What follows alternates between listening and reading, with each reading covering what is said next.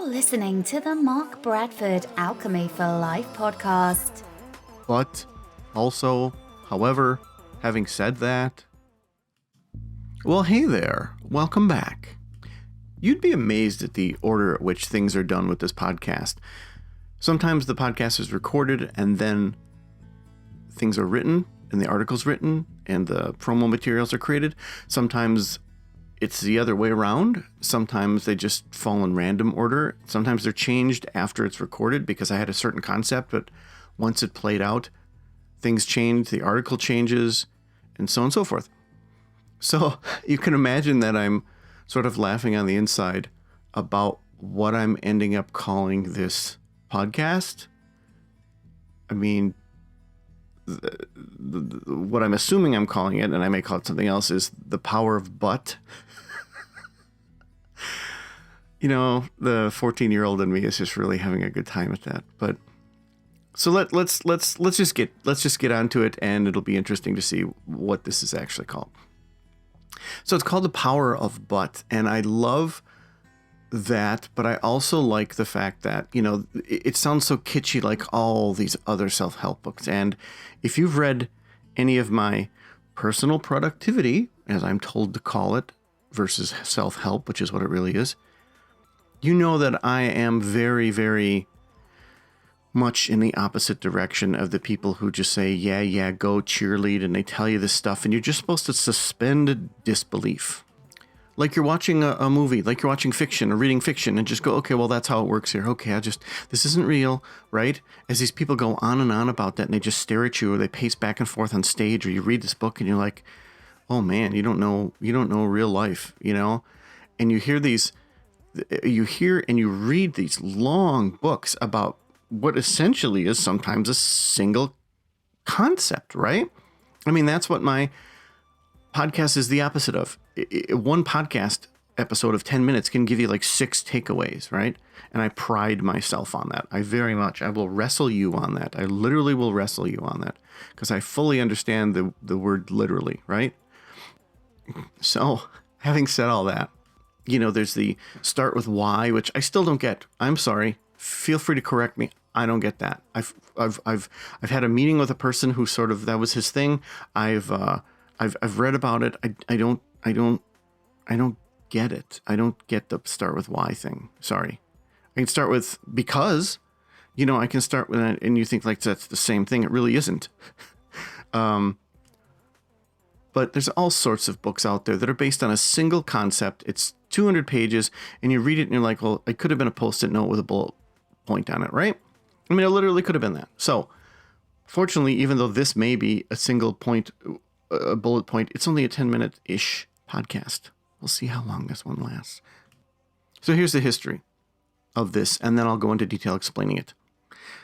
I have a friend or two, acquaintance, whatever you'd like to call this person, in which when I propose things to them, write them a text message about a news item, ask them a question,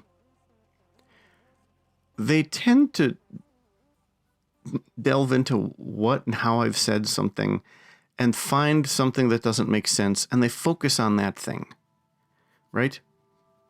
They focus on the thing that they think is out of order, and then they typically, more likely than not, completely ignore the actual question. They get so caught up in that, okay? I appreciate that. Like, I appreciate that being someone who has the double-edged sword of, like, hyper perception. I get that. I get that it's hard to let go of stuff that you're like, well, wait a second, I want to talk about this, right? And you're probably one of those people, too, where you're like, well, wait, that just, you know, that rubs me the wrong way, or it bothers me, or I just want to know more. And that's typically where I land. I just want to know more. I just want to understand. Thus my motto, right? Except it gets in the way of communication. And like I've said before, as a little sidebar here, I think humor is awesome in conversation, but if it gets in the way of the flow of communication, then it is actually detrimental. In the same way, this hyperperception or this sensitivity or whatever you want to call it gets in the way of the actual communication, especially when the question's actually not answered. And thus, I think if my friend would just learn the power of but, I'm sorry, I'm a child. If they would just learn that power, then we could have our cake and eat it too. So now let me describe how you can use this or how it would be used. So in other words, if I ask someone a question about something, and either the way I form the question or I'm kind of like coming out of left field, and it causes you to go, no, why would you say that? Well, what is that from? What are you doing? Where are you going? Do you really mean to say that? Da, da, da, da. All that stuff is great, but it should come after the but. So in other words, separating those two ideas, right? But with the exception of however, right? So if I ask a question, answer the question and then use the but. Answer the question and then say, well, no, I don't do that at all because I've never, da da da da da. But this is why. Okay, that's not clear. Let me try to come up with a better example of this. Here's a perfect hypothetical example. If I ask you, did you ever smoke? Just random curiosity out of nowhere, right? Like we're talking about stuff that I think is peripheral to that. And I think, I wonder if they ever smoked. And you, for your entire life, have suffered from asthma. And I'm probably not aware of that. Or at least I wasn't taking notes at all of the meetings. If you don't know the power of but, you could go off on me about, why would you ask that about that? I have asthma and this and this and this, and how would I possibly do it? Okay. That gets in the way of the communication. However, if you were to say, smoking was never a thing for me, but it really couldn't be because I had asthma all this time. Da da da da da. And then you can go off on asthma. Do you see that? The but becomes an exception, but here's the exception. However, it's kind of like you hold in sort of a pausing state, like you did a cut and paste, right? Or a copy and paste. You copy that information, hold it on the side, respond to what's given you, and then paste that down. And now the asker, the inquisitor, the interviewer, the person you're talking with, not only gets a nice solid answer in their brain, they get the additional information you're trying to impart on them. And perhaps that's really the essence on this. You're so interested in imparting information on someone that you forget to impart the information they were actually interested in. Do you see how that could work to both people's detriment? Do you see how that could work to your detriment, not only in a intimate relationship, in a friend relationship, but in a job interview, in a news meeting, a public speaking event? Do you see how that would work? If you have an audience of 200 people and someone asks you a question that again, of this flavor, it seems out of left field, like, Jesus, doesn't this person understand what we're even talking about here? If you go at it with the calling them out about how they obviously weren't listening to what you said, then you're going to kind of lose some of the audience empathy. But, here's that word, but if you were to go and sincerely try to answer their question and then perhaps call out the fact that, as I said in the beginning, or just like I've been discussing here, or as you can see, that question clearly is answered in the beginning here. Da, da, da, da. I'm not saying be sarcastic or snotty or anything like that. You can be a little fun.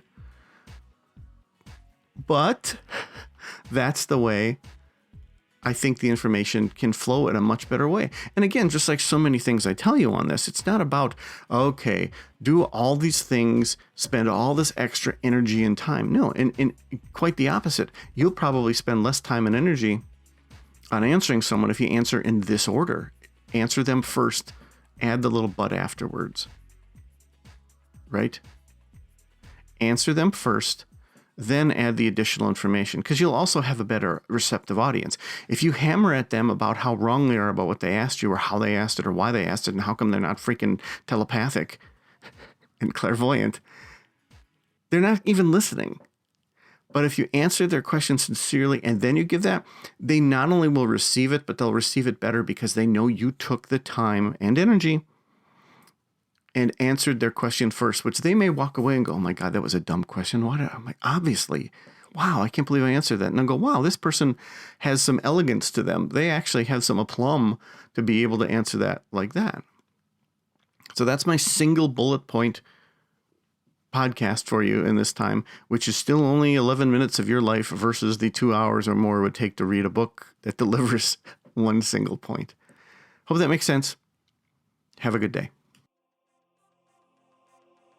Hey there, thanks for listening. You know I always enjoy your feedback.